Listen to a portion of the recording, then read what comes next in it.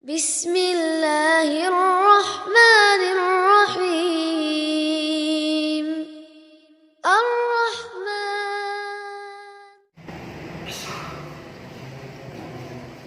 Bismillahirrahmanirrahim. Assalamualaikum warahmatullahi wabarakatuh.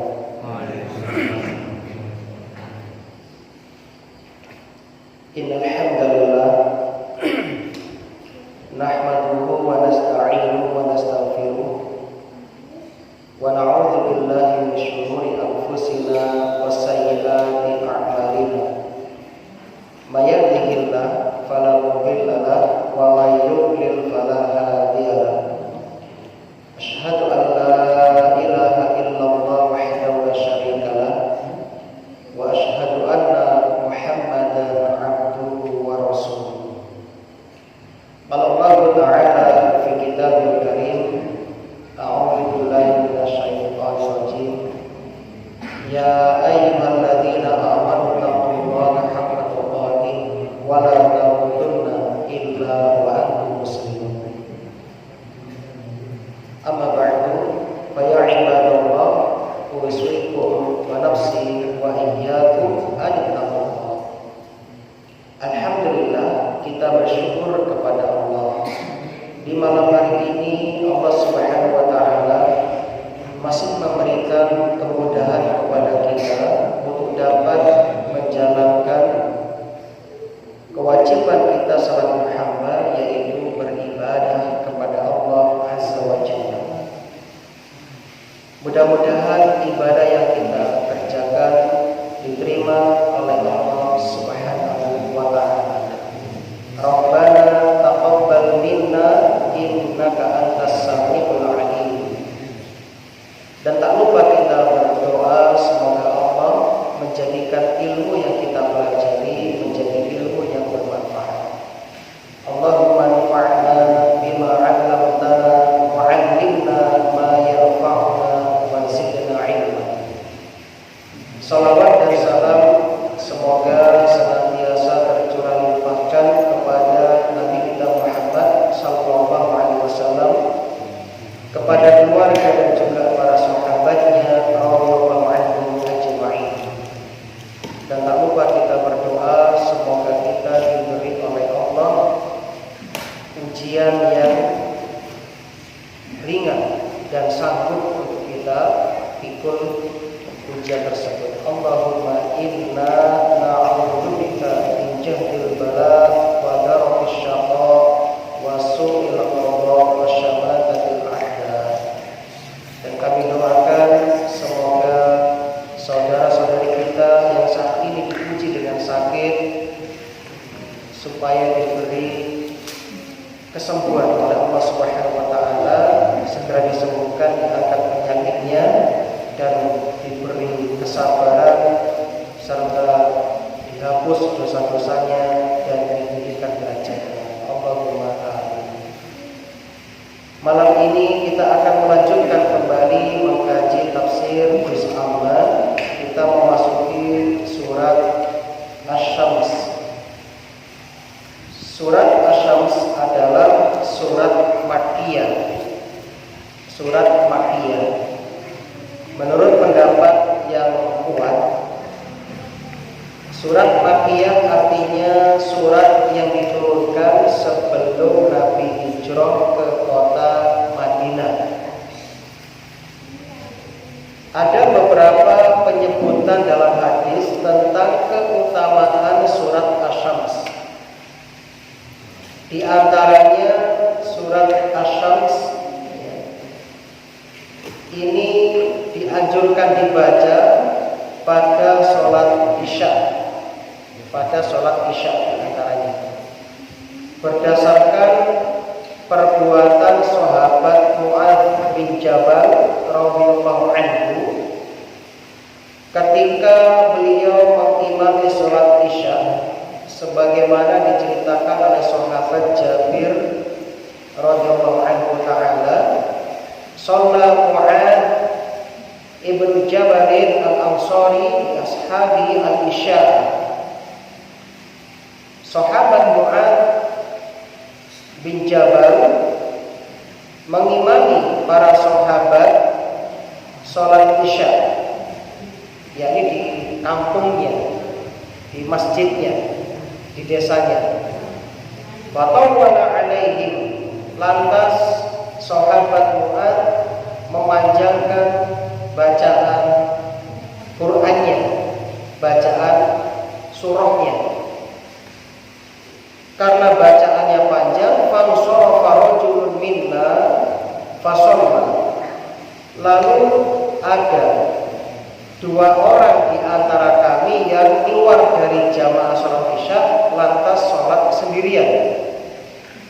Karena di dalam hadis yang lain diceritakan sahabat ini ditanya oleh Nabi kenapa melakukan itu, sebab dia ini seorang pegawai atau karyawan yang sedang mengairi kebun sampai malam hari, karena dia punya tanggung jawab harus segera kembali ke tempat kerjanya, sedangkan imamnya kok bacanya panjang, ya, dia tidak menunggu sholat selesai langsung keluar sholat sendirian.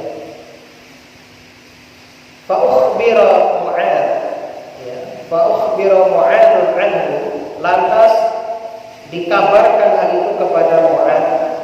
Faqala, Mu'ad pun mengatakan innahu munafiqun, orang itu orang munafik. Falamma balagha dzalika ar-rajul dakhala ala Rasulillah sallallahu alaihi wasallam. Ketika telah sampai apa yang disampaikan oleh Mu'ad tentang dirinya, maka laki-laki yang tadi sholat sendirian itu menemui Nabi sallallahu alaihi wasallam. Fa akhbarahu ma qala Mu'ad. Lantas dia menceritakan apa yang disampaikan oleh Mu'ad kepada Rasul sallallahu alaihi wasallam. Faqala lahu Nabi sallallahu alaihi wasallam. Lantas Nabi menegur sahabat Mu'ad bin Jabal radhiyallahu anhu. Apa kata Nabi? Aturidu antakuna fatan ya Mu'ad. Hai Mu'ad, apakah kamu akan menjadi, kata Rasul SAW, orang yang suka membuat fitnah? Hai Mu'ad, apakah kamu ingin menjadi orang yang suka membuat fitnah, berbuat keburukan, membebani jamaahmu? Begitu maksudnya. Maka Rasul memberikan arahan. Dan ini juga bagi kita. Apa kata Rasul? Bagi para imam terutama, idza amamtan nasa, kalau kamu mengimami manusia, faqra bisyamsi wal duha, bacalah surat wasyamsi wal duha, wasabbih isma rabbikal a'la, dan juga baca surat Al-A'la, waqra bismi rabbik, atau surat Al-Alaq, iqra bismi rabbik, atau wal laili idza yaghsha. Nah, dari sini sahih ya, riwayat Muslim nomor 465. Kemudian setelah kita tahu bahwasanya surat ini punya kedudukan yang istimewa, hendaknya dibaca pada sholat isya. Nanti bisa berseling ya, sesekali ad-duha dan wasyamsi, sesekali al-a'la dan al-lail, atau surat-surat yang lain, lihat kondisi makmum. Maka bagi para imam hendaknya melihat makmum yang paling lemah. Makmum yang paling lemah itu dilihat, jadikan tolok ukur, patokan dalam memilih bacaan saat mengimami. Kalau kita lihat jamaah kita, ada jamaah yang sampun sepuh, sudah tua, berdiri sudah kesulitan, atau ada yang punya penyakit dan sebagainya, maka alangkah bijaknya sang imam memilih bacaan yang pendek-pendek supaya makmum tersebut tidak lelah dan capek mengikuti sholat berjamaah. Jadi ini diantara sunnah yang Nabi ajarkan. Nah, namun insya Allah ya, untuk kaum muslim di Indonesia mayoritas, tidak semuanya mayoritas, itu memang walaupun nggak dianjurkan seperti ini sudah sering memilih yang pendek. Iya, pilih cepetin. Ya nggak apa-apa. Yang penting tumak ninahnya harus terpenuhi. Sebab tumak ninah itu rukun dari sholat. Kalau sholat kita tidak tumak ninah, sholat kita tidak sah. Tidak sah sholat kita. Dulu kami ketika masih di pondok di Salafiyah ya di Nahdien itu, kalau sholat tarawih itu imamnya itu canggih Pak. Nanti diambil ya surat-surat pendek, itu pun yang awal. Misalnya Al-Fatihah yang fokus Al-Fatihah. Al-Fatihahnya ya tartil tapi suratnya Yasin, Allahu Akbar gitu ya. Yang paling panjang itu Kaf, Ya, Ain, Shad, paling panjang ya. Dulu memang sering ugal-ugalan. Ya maklumlah daerah muda. Di pondok memang seperti itu. Cepet-cepetan. Nah, tapi enggak, ya bagus. Penting Al-Fatihahnya. Kan rukunnya itu Al-Fatihah ya. Surat kan sunnah. Yang rukun supaya tartil. Yang rukun supaya tartil. Adapun yang sunnah silakan. Ya, kita boleh memilih tergantung kesepakatan. Kalau jamaahnya muda semua seperti di pondok misalnya, di pesantren ya harus yang panjang-panjang sekalian murojaah. Maka idealnya takmir membuat 2 gelombang, 2 shift ya. Untuk yang gelombang pertama di awal waktu itu sholat isya dan tarawih bersama penduduk ya, kaum ya, muslimin dari kalangan ya, penduduk sekitar. Untuk gelombang kedua, nah itu khusus santri. Sekali sholat 1 juz, 2 juz itu ideal. Nah, kaum muslimin dan muslimah rahimani wa rahimakumullah. Pada surat Asy-Syams di awal-awal ini Allah berturut-turut bersumpah dengan makhluknya yang besar-besar ya, makhluk Allah yang besar. Makhluk Allah yang besar digunakan bersumpah. Untuk Allah boleh bersumpah dengan ciptaannya ya, sebagai bentuk tanda atau bukti akan kebesaran Allah ya. Dan juga sebagai ya, bukti akan eksistensi atau keberadaan Allah Subhanahu wa taala. Dan juga agar kita mengambil pelajaran ibrah dari ya, objek sumpah tersebut. Dari objek sumpah tersebut. Kenapa Allah bersumpah dengan wasyamsi wa duhaha misalnya? Maka kita supaya mempelajari dan memperhatikan ayat tersebut. Ternyata banyak hikmah dari sumpah tersebut. Adapun kita tidak boleh bersumpah kecuali dengan nama Allah.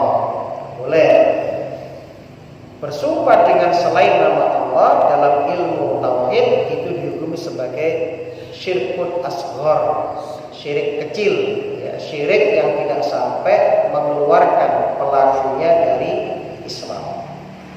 Namun walaupun itu syirik kecil jangan dibiasakan. Syirik kecil itu lama-lama menjadi besar. Dan juga bagi orang beriman kata sahabat Abdullah bin Mas'ud radhiyallahu anhu, orang beriman itu ya tidak memikirkan kecil besarnya dosa. Tapi orang beriman berpikir kepada siapa mereka berdosa. Adapun orang munafik, orang kafir beda. Kalau orang kafir tidak melihat kepada siapa yang dia berdosa atau bermaksiat, makanya mereka itu lost, bebas. Jadi itu orang kafir. Maka bersumpah tidak boleh kecuali dengan nama Allah. Nabi bersabda, "Man halafa bi ghairillah faqad asyraka."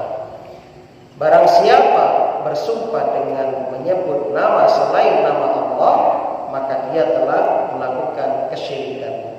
Syirik di sini adalah syirik kecil. Nah, setelah Allah bersumpah dengan makhluknya secara berturut-turut, yang pertama, a'udzubillahi minasyaitonir rajim, bismillahirrahmanirrahim. Wasyamsi wa duhaha. Wasyamsi demi matahari.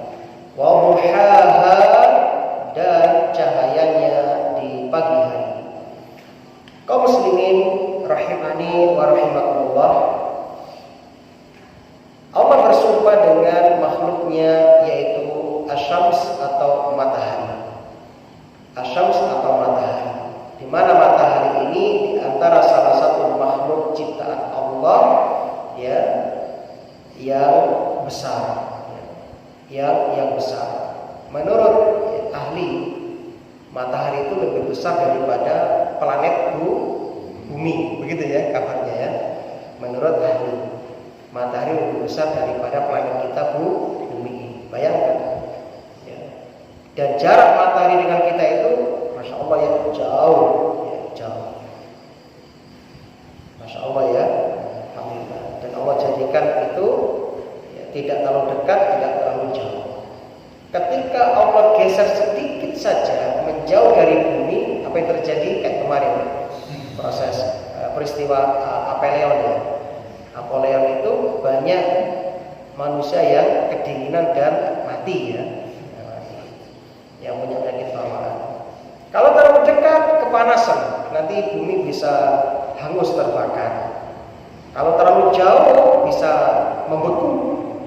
Maka Allah jadikan matahari itu, masya Allah, sesuai ya, dengan apa yang Allah kehendaki, berada pada poros dan berputar pada poros, tidak terlalu dekat juga tidak terlalu jauh dari bumi kita. Alhamdulillah.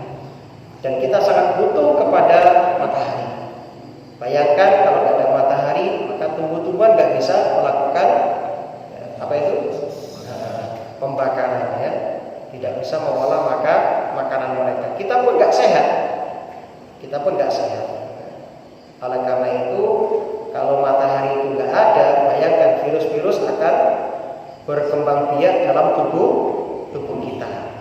Dengan adanya matahari, kita bisa ya, berjemur sehingga mendapat manfaat dari salah satu makhluk Allah yang bernama matahari. Alhamdulillah.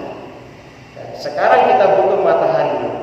Kabarnya virus itu kalau kena matahari bisa mati gitu. Itu kabarnya. Nah, tapi tetap ya berdoa kepada Allah sambil menempuh ikhtiar. Yang mematikan itu Allah.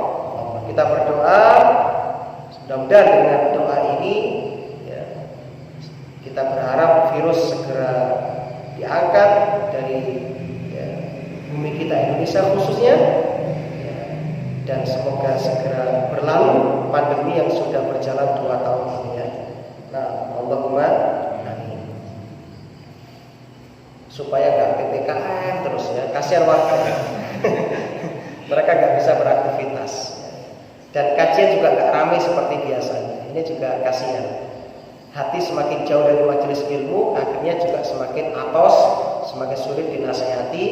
Kalau sudah sulit ya, nanti umat itu akan mudah dibodohi, terutama oleh syahwat syaitaniyah, dari bisikan syaitan. Oh, yang ngaji aja masih sering kalah oleh bisikan syaitan ya, apalagi nggak pernah ngaji, yang nggak dicas keimanannya, nggak disegarkan keimanannya. Masih ngaji sering kecolongan gitu. Apalagi yang nggak pernah datang ke pengajian. Nah, oleh karena itu kaum muslimin dan muslimah, syahwat ini harus kita lawan ya, harus kita lawan. Dan itu jihad yang berat. Kalau jihad melawan musuh enggak setiap saat, tapi jihad melawan hawa nafsu setiap saat. Maka jangan tinggalkan berdoa kepada Allah Subhanahu wa taala. Di antara doanya apa? Nabi ajarkan doa yang bagus untuk menundukkan syahwat kita, terutama bagi para lancing, para bujang. Allahumma inni a'udzubika min syarri sam'i wa min syarri ya lisani basari wa min syarri qalbi wa min syarri maniyi. Allahumma ya Allah, ini sesungguhnya aku a'udzubika berlindung kepadamu min syarri sam'i dari keburukan pendengaranku, wa min syarri basari dari keburukan penglihatanku. Ini zaman fitnah ya, zaman fitnah. Enggak usah keluar rumah, buka HP aja langsung ada fitnah, terutama fitnah wanita ya, fitnah wanita. Kemudian wa min syarri ya qalbi dan dari keburukan hatiku. Ini penting sebab hati itu sumber hidayah itu dari apa maksud saya? Quran dan Sunnah itu akan masuk ke dalam hati, dan masuk ke dalam hati. Makanya ketika Allah menyebut sifat atau penyakit orang munafik dalam surat Al-Baqarah itu, Allah mengatakan fi qulubihim marad. Dalam hati mereka ada apa? Penyakit. Ada penyakit. Makanya walaupun yang menyampaikan wahyu itu Nabi langsung, nggak masuk. Apalagi saya, apalagi kami ya, yang masya Allah, yang banyak dosanya ini, lebih gak efek. Wong Nabi saja, makhluk yang terbaik pilihan Allah, yang paling bertakwa, paling takut kepada Allah, akhlaknya itu paling jujur, paling mulia, gak masuk menyampaikan ayat-ayat Allah kepada orang munafik. Apalagi selain Rasul kan begitu. Maka kita butuh supaya hati kita dijaga oleh Allah Subhanahu wa taala. Maka kita berlindung kepada Allah wa min syarri qalbi wa min syarri maniyi, dan dari keburukan air maniku. Maksudnya apa? Disebutkan dalam syarahnya dari keburukan syahwat. Dari keburukan syahwat itu maksudnya. Ini penting di zaman fitnah. Zaman sekarang zaman fitnah, zaman TikTok, zaman IG, zaman WA itu kan. Apa yang enggak ada sekarang? Semuanya ada semuanya. Semuanya ada. Demi mendapatkan ya, like atau subscribe atau mendapatkan followers ya, mereka rela mengumbar aurat. Mereka rela mengumbar aurat. Terus gak peduli halal haram sekarang itu. Gak peduli. Makanya ini pandemi gak hilang-hilang ya. Sebab penyebab utama musibah itu karena maksiat, karena dosa. Itu. Nah, jadi kaum muslimin dan muslimah, Allah di sini bersumpah dengan salah satu makhluknya yaitu matahari. Di mana setiap hari kita tidak pernah luput dari yang namanya sinar matahari. Ya. Kemudian Allah juga bersumpah dengan wadduha, dengan sinar di waktu duha. Waktu duha itu kapan? Waktu duha awal permulaannya syuruk namanya, yaitu 15 menit setelah matahari terbit. Jadi misalnya jenengan ya, terbit jam berapa sekarang? Anggaplah jam 5.36 lah. Maka ditunggu 15 menit, itulah waktu syuruk. Ketika matahari naik 1 tombak atau 2 meter. Nah, baru jenengan boleh sholat duha. Adapun waktu berakhir duha 10 menit sebelum zawal, sebelum matahari condong, yaitu sebelum duhur. Jadi sebelum duhur kurang 10 menit itu waktu terakhir sholat duha. Adapun waktu utama sholat duha ketika anak-anak onta sudah mulai kepanasan. Ya, sekarang panas yang mana Ustaz? Saudi apa Indonesia?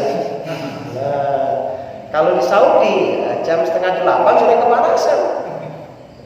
Indonesia, setengah 9 baru kepanasan. Nah, anggaplah waktu yang paling utama sholat duha itu adalah jam 9 atau setengah 9. Makanya sholat duha punya nama sholat awwab. Sholat awwab artinya sholatnya orang-orang yang kembali kepada Allah. Kenapa dinamakan sholat awwab?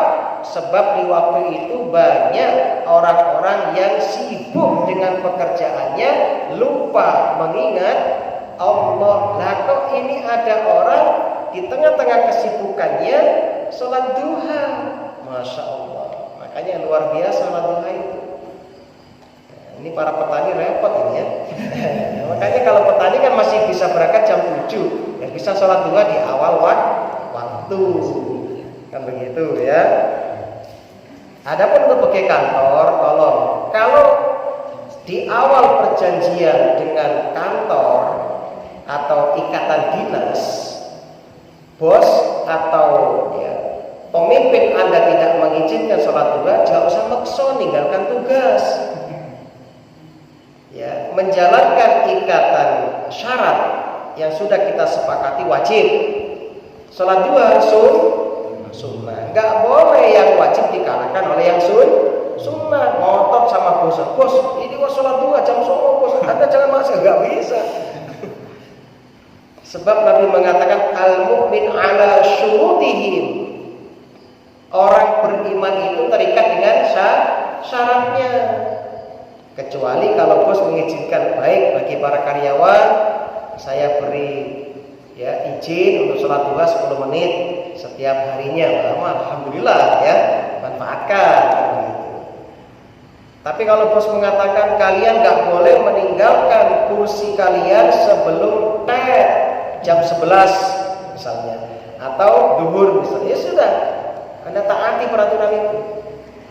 Ya, Anda jangan sok-sokan ya, itu namanya jahil. Nah, jadi itu waktu sholat duha. Sumpah yang berikutnya, wal qamari idza talaha, wal qamari dan bulan idza apabila talaha mengiringinya atau mengikutinya. Maka dari sini kami ingin menjelaskan arti tilawah yang sesungguhnya.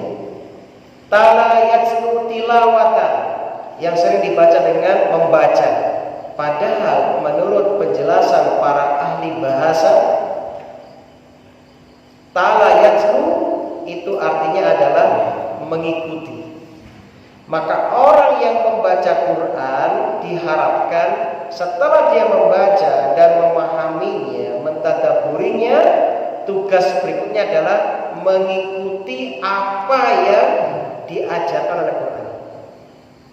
Makanya belum dikatakan membaca Quran dengan benar sebelum dia itu mengikuti apa yang dia pahami dari Quran. Maka ulama mengatakan ada 3 macam bacaan dalam Quran. Ada tilawatul lafzi, ada tilawatul makna, ada tilawatul amal.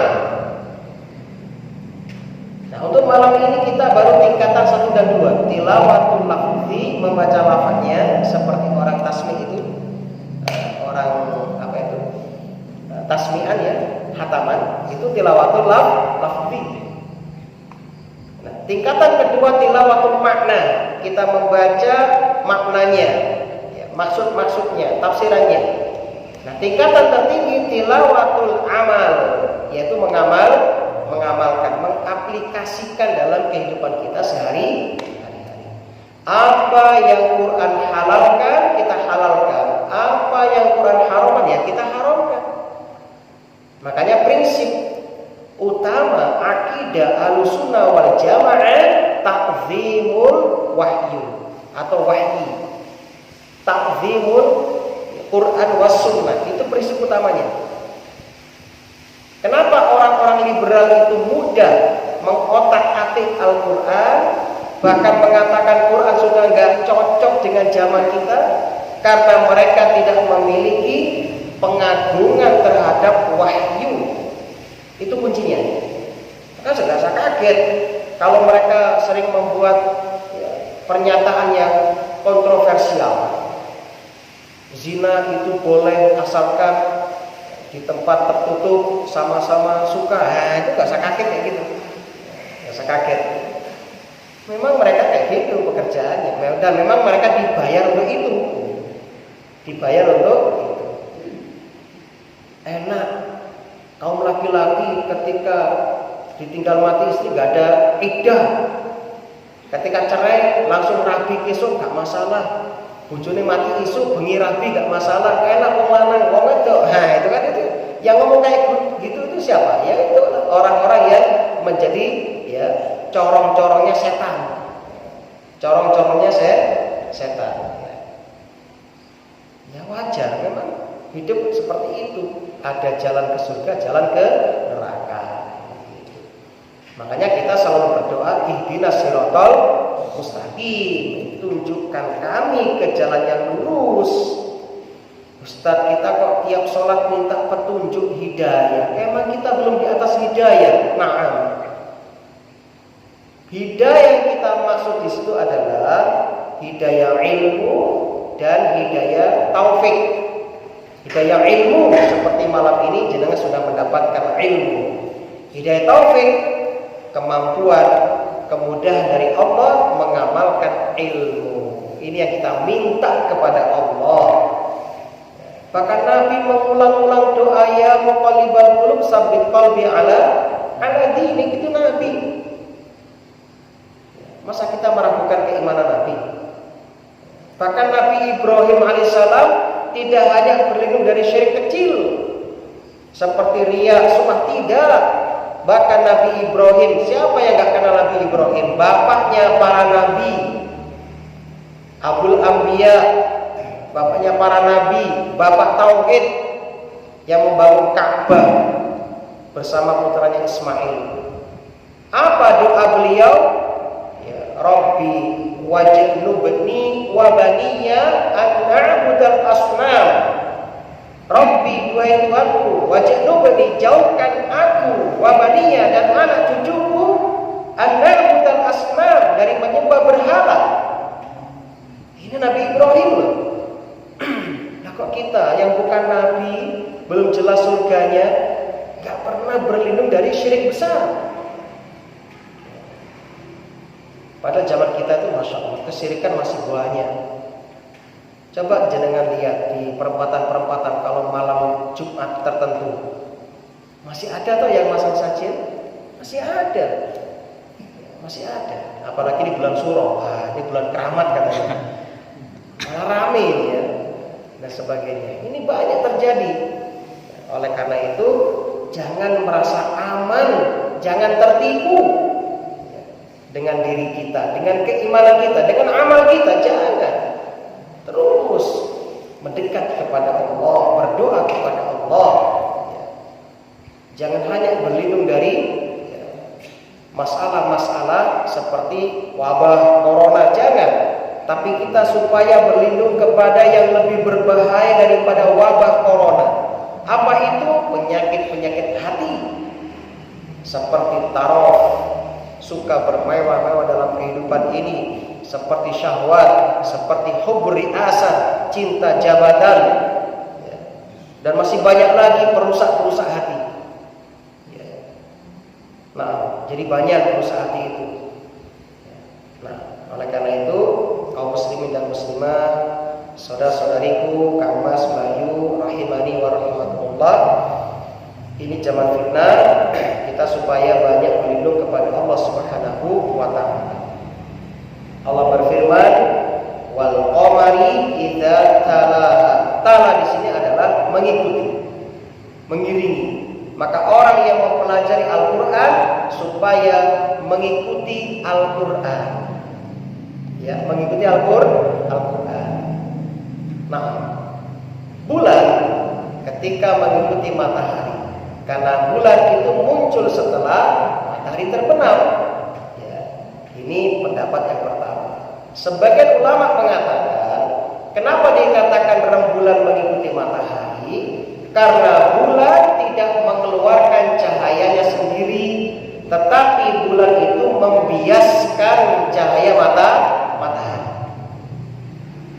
dan bulan itu nggak punya sumber cahaya. Makanya untuk bulan Allah katakan nur, ya, untuk matahari Allah katakan siraj. Indahnya bahasa Quran. Nur artinya itu cahaya yang tidak mengandung panas. Kalau siraj itu adalah pelita, lampu. Kalau zaman dulu itu koble, strongking. Coba Anda pegang, panas nggak? Panas. Oble, Anda pegang, panas nggak? Panas. Jadi siraj atau dalam bahasa lain itu dia, wasyamsu dia. Matahari punya dia, sinar, bukan cahaya, sinar. Sinar itu ya sama dengan siraj, yaitu mengandung panas plus mengandung sinar. Itu matahari.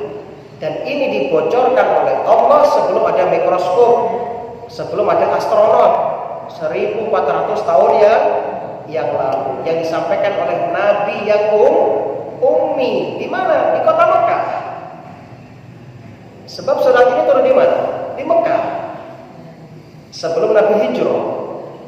Makanya nanti cerita yang disampaikan dalam surat ini bukan cerita Nabi Musa, bukan cerita Nabi Isa, bukan cerita Nabi Zakaria, Nabi Yahya, Nabi Ibrahim, bukan. Tapi cerita kaum Ad, kaum Samud, kaumnya Nabi Soleh. Kaum Ad, kaumnya Nabi Soleh, dan kaum Samud, kaumnya Nabi Hud. Kenapa?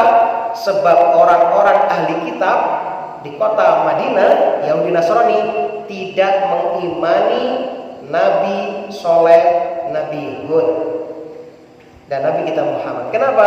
Sebab ketiga Nabi ini asli orang Arab.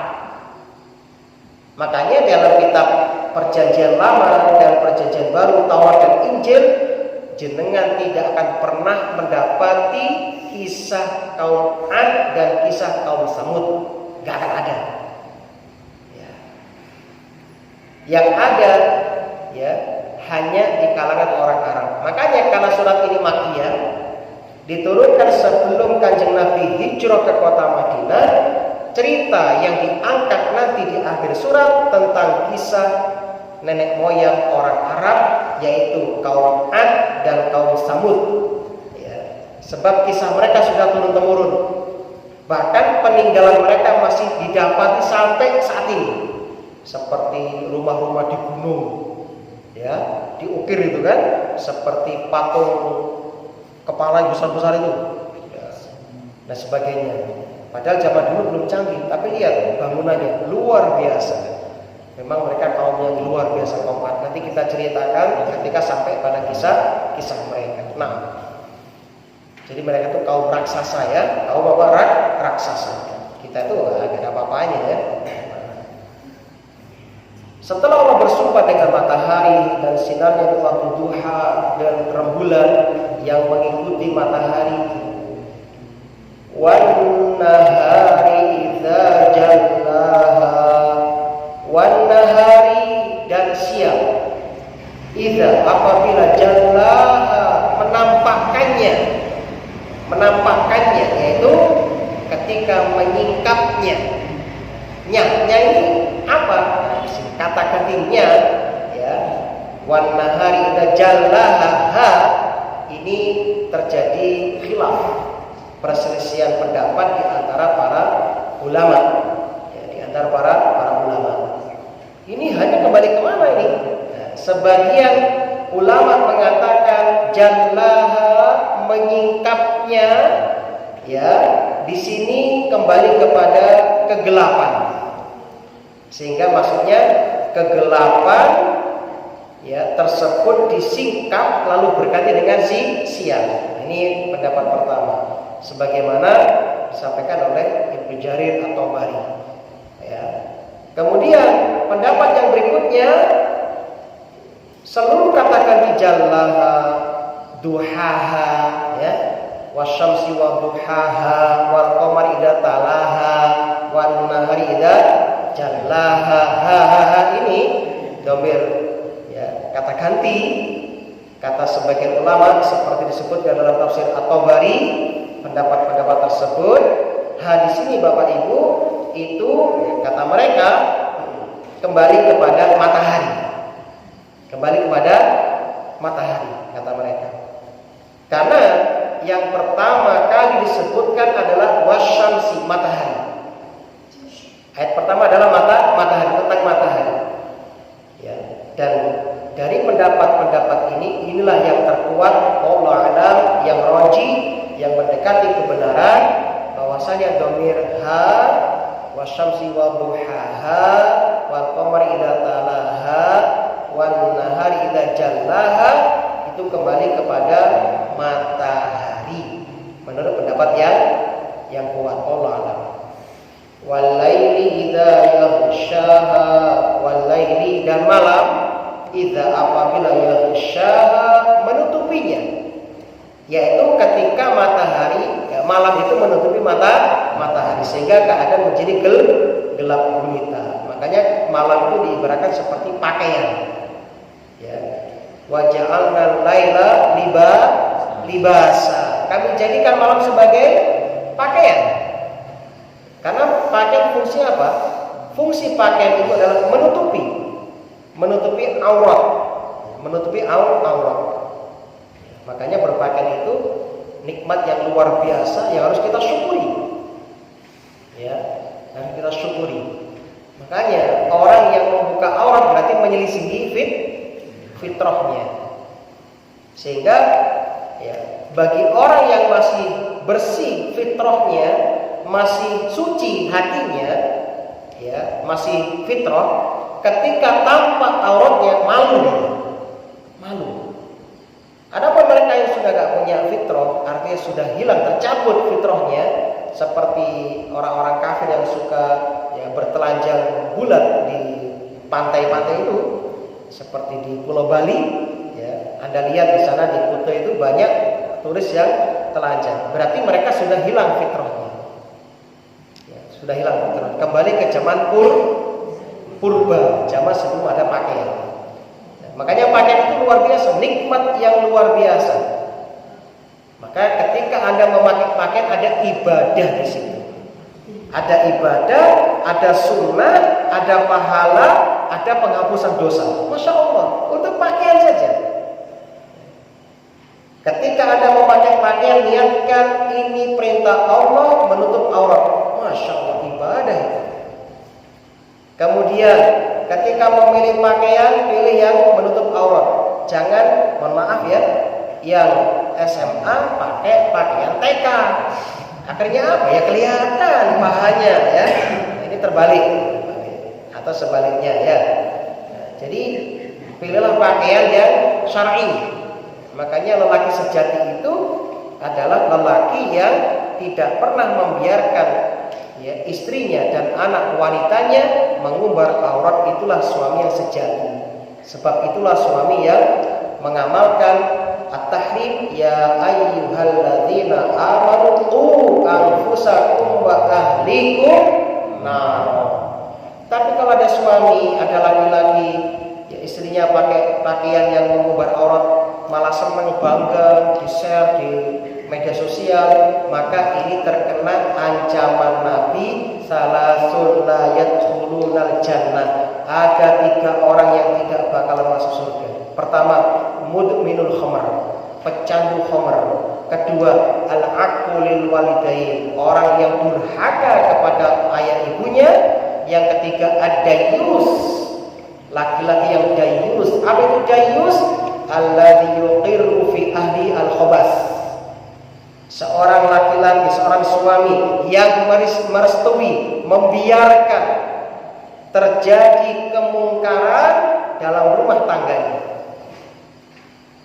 Ya, ini bahaya. Sebagaimana saya ceritakan kemarin kisah nyata di Sumatera sana, ya, gara-gara ya si wanita ikut grup ya, alumni SMP-nya, akhirnya apa? Ketemu di situ ya CLBK, cinta lama bersemi kembali. Nah, ketemu mantannya.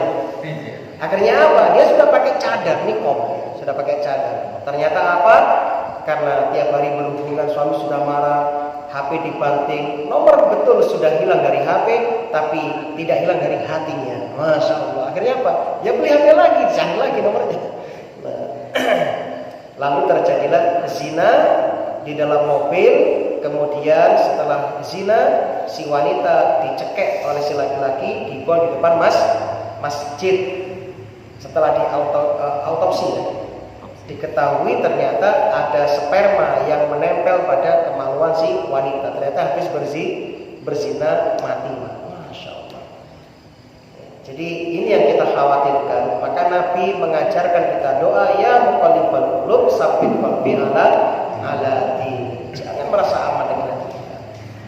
Makanya di awal kajian saya mengatakan, sebelum kita melanjutkan kajian lebih dalam, tolong bersihkan dulu wadah ilmu itu. Apa itu? Hati.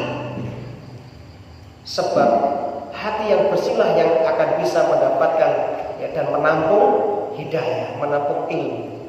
Ya. Makanya orang yang hatinya bersih akan istiqomah di atas hidayah, istiqomah dia. Hatinya bersih, nggak ada tendensi yang lain. Betul-betul mencari ilmu untuk diamalkan. Makanya orang yang mencari ilmu gampang. Lihat, pernahkah jenengan mendapati sahabat mendebat Nabi sampai sengit? Nggak ada. Ketika Allah berfirman Ar-Rahman 'alal arsy istawa, Allah beristiwa di atas arsy. Pernahkah sahabat ngeyel? Nggak pernah. Sahabat orang Arab, ngerti bahasa Arab, mereka sudah maklum. Istiwa ya istiwa. Makanya nggak ada ceritanya sahabat ngeyel, nggak ada. Mereka diam aja, paham mereka. Allah punya tangan, mereka nggak ngeyel. Kenapa? Mereka paham tangannya tangan. Belum rusak waktu itu, Islam belum rusak. Makanya sahabat enak beragama. Mereka nggak pernah debat sama Nabi, nggak ngeyel sama Nabi, cukup mendengarkan kajian Nabi, pengajian Nabi, sudah dapat hidayah mereka. Makanya hidayah itu gampang. Cukup jenengan datang, niatkan karena Allah ingin merubah dan menghilangkan kebodohan kita dan kebodohan orang lain, dapat hidayah. Nggak perlu ngotot, nggak perlu berbatapa, dapat hidayah. Enak, mudah. Kenapa banyak orang sulit mendapat hidayah padahal sudah ngaji lama? Karena nggak beres hatinya dari awal. Ya, ngaji ingin banding-bandingkan Ustaz A, Ustaz B, ngadu domba, menjelek-jelekkan, Ustaz itu gibah. Wah ini parah orang sekarang ini. Ustaznya dirasani, oke mau berkah ilmunya. Ngaji itu cukup jenengan bismillah, datang, dengarkan baik-baik, catat yang perlu dicatat. Kalau nggak paham tanyakan, selesai. Dapat hidayah. Enak kan ngaji itu? Enak. Ya. Nah, seperti itu kaum muslimin ya. Jadi kembali kepada pembahasan kita. Oleh karena itu sekali lagi hidayah itu sangat mahal. Makanya ya orang yang akan selamat di atas siratal mustaqim, di atas jalan yang lurus, di atas punggung api neraka yang haddu minas sayf, saya ulangi lagi ya, lebih tajam daripada pedang, gelap gulita, mudillah muzillah, licin dan menggelincirkan, ada pencaplok pengait di kanan kirinya. Mereka lah yang istiqomah di dunia ini di atas jalan yang lurus, jalannya para nabi, para siddiqin, para syuhada, para sholihin. Yaitu jalannya para sahabat, itu sudah mereka. Orang itu lebih seger mana Pak? Minum dari hilir atau dari hulu? Lebih seger mana airnya? Yang dari hulu atau dari hilir? Hulu, dari sumbernya. Kalau hilir sudah dari cabang-cabang, solokan-solokan, teluan, susu ane jenengan saat ini. Ya seperti itulah, campur macam-macam. Enak pempes, enak pembalut, ono sampah ini, sampah plastik macam-macam. Wis keruh nggak bisa diminum, nggak bisa digunakan untuk mandi. Ya. Coba kalau Anda pergi ke hulu, di asal air sana, bagaimana? Sumbernya jernih Pak. Tapi sudah dibeli oleh mereka yang punya perusahaan air minum. Kita nggak bisa menikmati lagi. Dulu waktu saya masih kecil di sungai tempat saya lahir di Wadungpal, sungai ya Probolinggo itu di Dulurejo itu, masya Allah, iwake ketok Pak. Betul, saya nggak bohong. Dulu saya tuh pekerjaannya tuh balik bulus ya, sempat ketok bulus dulu, balik urang ya, tapel watu, wakai. Sekarang Pak, butek banyak sekarang. Dulu masih sedikit orang jernih dulu. Subhanallah, seneng atas sana itu. sekarang nggak kayak mau mandi sekarang. Nah, seperti di Lojejer mana itu bedadung wes kategori ya. Nah, itulah Pak. Islam sekarang ibarat seperti itu. Makanya kalau belajar langsung ke hulunya, mana Quran dan Sunnah. Jangan taklid. Taklid itu tingkatan paling rendah dalam belajar ilmu taklid. Norok buntek bebek itu taklid. Boleh taklid bagi orang yang awam, super awam. Ya. Tapi bagi orang yang berilmu jangan taklid. Ya, jangan taklid. Nah, jadi Allah berfirman terakhir ya, was-samaa'i wa ma banaha, was-sama dan langit, wa ma banaha serta pembinaannya. Perhatikan, Allah mengatakan lagi dengan banaha. Allah bangun langit itu yang di atas. Sekarang saya mau tanya, yang di bawah butuh gak yang di atas? Butuh. Kita butuh langit kan?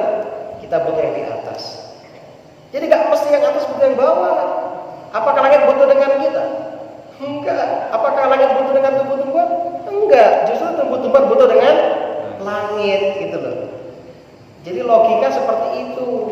Makanya salah besar ketika mereka para filsafat, ahli kalam mengatakan, oh Allah di atas arsy, berarti Allah butuh arsy? Enggak mesti. Enggak mesti yang di atas butuh yang di bawah. Contoh langit butuh enggak sama tumbuh-tumbuhan?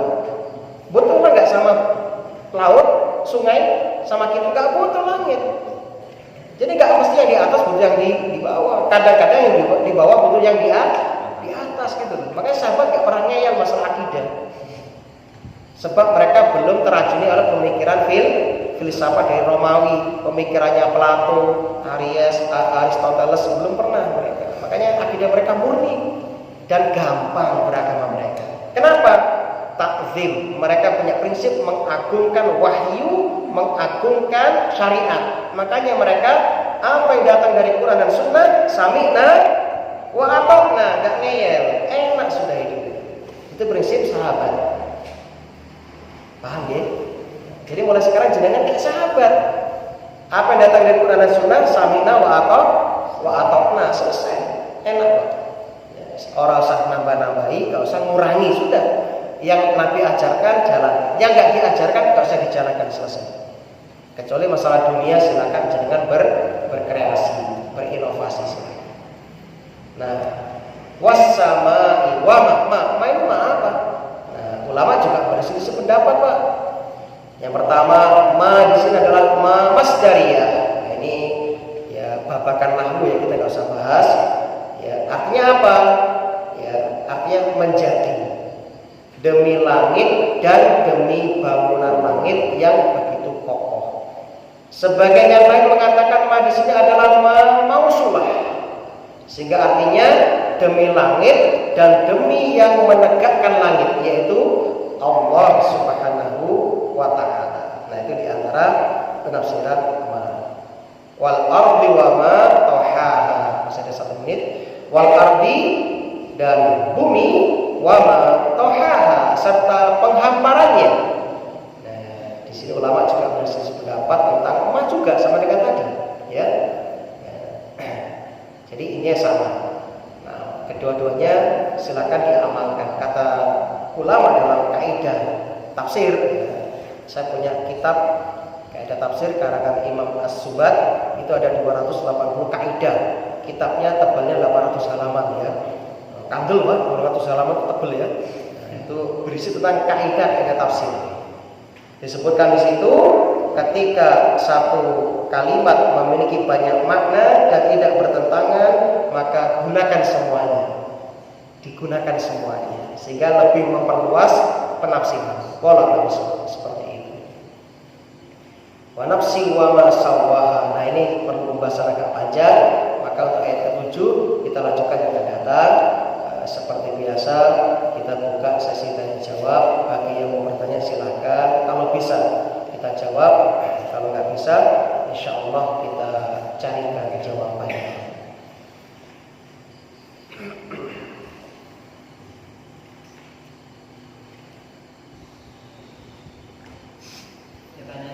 Oke. Sering saya dengar istilah ahli sunnah wal jamaah. Oke. Itu masuk Nabi Shallallahu Alaihi Wasallam pernah mengatakan, "Sataftariqu ummati, umatku akan terpecah menjadi 73 golongan. Yahudi menjadi 71, Nasrani 72, Islam 73." Oh, paling akeh ini. Nah, setelah Nabi menyebutkan 73 itu, ya, Nabi mengatakan semuanya masuk neraka kecuali satu golongan. Lihat, lalu sahabat karena mereka cerdas, mereka nggak mau pusing memikirkan yang 72. Mereka ingin selamat. Maka sahabat bertanya, "Ya Rasulullah, siapa yang satu itu?" Mereka nggak bertanya siapa yang 72. Kan nggak begitu. Sahabat cerdas. Kenapa? Mereka paham, Pak. Umur kita terbatas, Pak. Kalau jenengan tidak mati karena wabah corona, jenengan akan mati karena sebab yang lain, pasti. Pistol, percaya. Hakim. Pasti akan mati kita. Kita tinggal menunggu aja sih. Kemarin banyak orang mati. Ya sudah. Kalau sudah waktunya kita juga akan mati. Makanya sahabat cerdas. Mereka nggak mau mikir yang nggak penting. Maka mereka tanya, siapa yang satu ya Rasulullah? Nabi mengatakan, orang yang satu itu adalah orang yang berpegang kepada sunnahku dan sunnah para sahabat. Ya, jadi Ahlussunnah wal Jamaah itu adalah, Ibnu Mas'ud pernah ditanya, "Mahiyal jamaah?" Apa itu jamaah? Ibnu Mas'ud, sahabat yang mulia, mengatakan, "Man wafaqal haq walau kunta wahdak." Al-jamaah itu adalah, ya, orang yang berpegang dengan kebenaran, mencocoki kebenaran itu Quran dan Sunnah, walaupun sendirian. Itu namanya Ahlussunnah wal Jamaah, walaupun sendirian. Jadi Ahlussunnah wal Jamaah mesti jamaah itu banyak, enggak. Jamaah yang dimaksud adalah para sahabat. Artinya Ahlussunnah wal Jamaah orang yang berpegang kepada Quran dan Sunnah dengan pemahamannya Rasulullah dan para sahabat. Itu maksudnya. Jadi walaupun jenengan sendirian, tapi kalau pengamalan jenengan mencocoki amalannya Rasulullah dan para sahabat, jenengan dikatakan al-jamaah. Walaupun jenengan sendirian. Lebih baik kita sendirian di atas kebenaran daripada ikut orang yang berjuta-juta tapi di atas kesesatan. Begitu, Pak. Itu prinsip kita. Nah, jadi Nabi mengatakan, "Alaikum bisunnati wa sunnati khulafa ar-rasyidin al-mahdiyyin min ba'di."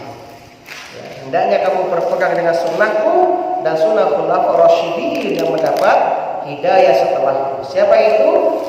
Pemahamannya Abu Bakar, Umar, Utsman dan Ali dan para sahabat radhiyallahu anhum ajmain. Itulah Ahlussunnah wal Jamaah.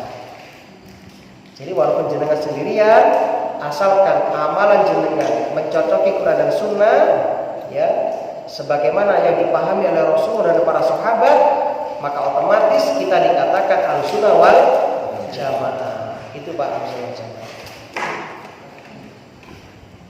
Paham ya? Apakah nggak boleh kita bermadhab? Boleh. Silakan Anda bermadhab, mau madhab Hanafi, Hambali, Syafi'i, Maliki, silahkan.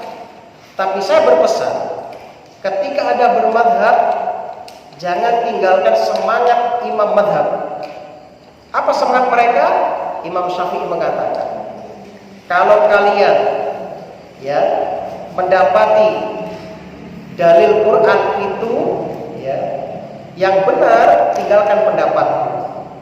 Kalau sudah jelas kebenaran Quran dan Sunnah, tinggalkan pendapatku, ambil Quran dan Sunnah, itulah pendapatku, itulah madhabku, kata mereka. Ya. Jadi silakan bermadhab. Saya madhab Syafi'i, Ustaz, monggo. Tapi jangan tinggalkan semangat Imam Syafi'i. Apa Imam Syafi'i mengatakan? Kalau kalian mendapati, ya, kebenaran dalil dari Quran dan Sunnah, ada dalil yang benar, maka tinggalkan pendapatku, ikuti Quran dan Sunnah. Imam terakhir Syafi'i mengatakan, Al-Mahri mengatakan, aku cinta Imam Syafi'i guruku, tapi aku lebih cinta kepada kebenaran. Paham maksudnya ya? Ya. Jadi kalau pendapat Imam Syafi'i gak cocok dengan Quran dan Sunnah, ya jangan dipakai. Pakai Quran dan Sunnah. Kan itu semangatnya para imam. Ya, silakan yang mau bermadhab Hanafi, monggo silakan. Hambali silakan. nggak melarang Islam. Yang penting ketika pendapat manusia atau selain Rasulullah, pendapat imam-imam itu bertentangan dengan Quran dan Sunnah, tinggalkan pendapat mereka, ikut Quran dan Sunnah. Itulah pesan mereka sebelum meninggal. Itu semangat mereka, para imam madhab seperti itu. Sebab kita nggak mungkin nggak bermadhab, nggak mungkin ya. Sebab mereka sudah berjasa untuk kita Islam, begitu. Nah, jadi itulah maksud dari Ahlussunnah wal Jamaah. Wallahu a'lam. Tapi saya kira itu mudah-mudahan ini bermanfaat. Mohon maaf jika ada kekhilafan. Subhanakallahumma wa bihamdika asyhadu an la